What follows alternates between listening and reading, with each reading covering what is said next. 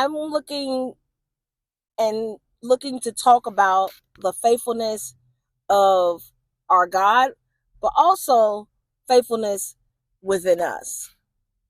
So when I hear faithfulness or being faithful, I think about like people who are in relationships. But rarely, I know how to talk. Rarely we do we think about it when it comes to ourselves? Can you be faithful to you? Faithful to who you are? Because if you can be faithful to yourself, then it's a no-brainer for you to be faithful to your partner. Now, let's go back a bit. And I'm a word girl, and when we be throwing out words, I don't understand them. So I need to go and look up the definition. And when I'm looking at the definition, I immediately go to Google because Google used the Oxford dictionaries and it's the easiest and quickest. So that's what I'm going to use.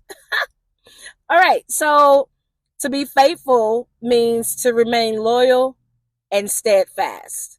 But we know that faithful is a compound word because it got faith, and then full. So you have to be full of faith, yes? So let's go and look up what faith means, like the faith meaning, period. Now, you got a couple of different meanings. You got like faith in the Bible's aspects, which that's exactly what we use. However, the dictionary says complete trust or confidence in someone or something, or strong belief or and a strong belief in doctrine of a religion based on spiritual conviction rather than proof. First off, that is that is so good. That second one, oh my god, that wow. Strong belief in doctrines of religion based on spiritual conviction rather than proof. So you're telling me that when I have faith in something or someone, when I have faith in God, it's because of my conviction rather than tangible physical proof. So now you know what I'm thinking about. And I know we're talking about faithfulness. I promise I do. However, what this just said to me, and I'm thinking about Hebrews 12 and 1. And I'm going to go there right now. Hold on for a second. I'm going. So 12 and 1, nope, not 12 and 1, 11 and 1 says in the New Living Translation, faith shows the reality of what we hope for. It is the evidence of things we cannot see. We can't see them. We can't touch them. We can't even smell them. But it's the evidence. Faith is the reality of what we've hoped for. And it's the evidence of things that we cannot see. So it's my conviction that once I pray, once I believe, once I pray, I believe that God heard me. Now I begin to walk like God heard me and I got the answer right now. That's what basically that is. So when the definition of faith says it's a spiritual conviction, it's you believing that after you've prayed, you let that thing go and you start to believe and trust God to bring that thing to pass. And you were like, yeah, it's coming. It ain't here, but it's coming. It ain't, I can't see it, but it's coming. I can't taste it, but I know it's here. I know it's on its way. And you just, you know what? Thank you, Lord, for that it's on its way. Period. Point blank, period. Okay, that was a sidebar, but oh my God, isn't that great?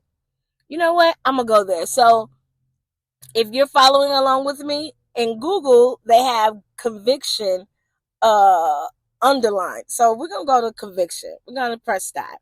And conviction is a formal declaration that someone is guilty of a criminal offense. Nope, we're not looking for that. Okay, the second one is a firmly held belief or opinion.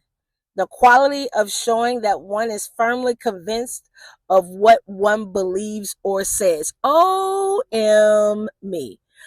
I like that one. The quality of showing that one is firmly convinced or what one believes, well, convinced of what one believes or says. So when I pray, I now need to become thoroughly convinced in the God that I just prayed to, so much so that I know what I just prayed for is about to come to pass. I'm about to see it. I don't know when I'm going to see it, but I'm about to see it. Ah, such a great breadcrumb, such a great diversion, such a great sidebar. That's the word that I was trying to get to. Such a great sidebar on our route to faithfulness. All right. Now, I don't know who's that for, but whoever's that for, drop a chat, drop a that's me in the comments so I can know that that was for someone. All right. So, faith. We're going to go to the first one. Complete trust or confidence in someone or something.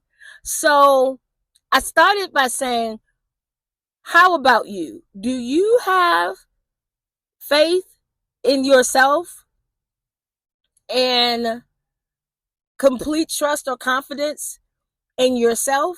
Like, because real life, before we can for real trust God, we need to be able to trust ourselves, right? I mean, to for real have a real relationship, like before we can trust that someone, trust someone outside of ourselves, we should really begin to trust like ourselves. Like, can I believe me to do what I said that I was going to do? You know, this is hitting a little close to home right now because I just asked myself that. And uh my pastor, Pastor Michael A. Freeman, he asked that question. And, normally it just kind of go right over my head, or I'm like, yes, sir. But this time I really had to take an introspective of what he was saying when it came to this. And it's that, do you lie to yourself so much that you don't even believe you anymore? You don't even have confidence in yourself anymore. So when you no longer have confidence in yourself anymore, now you're just doing whatever. And when you say, I'm about to do this, your body, yourself, your mind's like, you lying. I know you lying. You're not going to do that. You just not going to do that because you lied to yourself for so long. Yourself don't even have faith in yourself. So how realistically, how can you have faith in other people? I'm just saying. I'm literally just saying. I am in a space right now. I am in a space right now where I am working to prove myself to myself. I know that sounds weird, but I am working to prove myself to myself because I've told myself a lot of things and I have not capitalized or captured that thing that I said to myself. And I've worked very hard for other people to make their dreams come true, to make sure that they believe that I'm going to do what I say to them. But not often do I think about, am I being faithful to me? But now, at the ripe old age of, or ripe young age of 44, I am going to now begin to think and love and be faithful to myself. And when I'm faithful to myself, I could be more faithful to my husband. And I'm not saying that I have not been faithful, because I have. But I can be more faithful in a lot of things when it concerns him, or with my children, or with anything, and with even with God. I can become now more faithful. And here's where I'm getting this from. I'm also getting this from like the commandments that Jesus left us.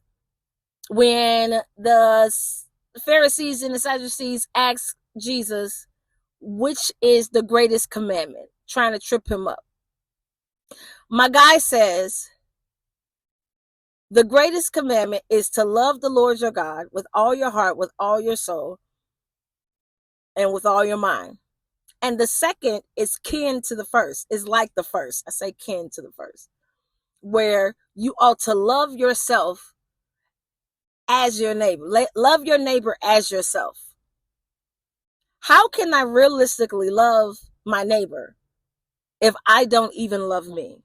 How can I be faithful to my neighbor if I am not faithful to myself? So, yeah. So I ask you a question. This week, how can you prove yourself faithful to yourself? Is it possible? Is it possible that you can ask yourself the question to yourself, how am I doing with you? Ask yourself that question this week. How am I doing with my faithfulness to you? And if yourself say, hey, bro, you can do a lot better, then I challenge you. I challenge you to do better. Do better with you, because that's what I'm going to do. I'm going to do better with myself so that I can do better for all the people that are connected to me, all the people that are listening to me and that will listen to me, because I owe you a better me. But more importantly, I owe me a better me. And if I can give me a better me, then I could be a better me for God. And God can use me to help other people even the more.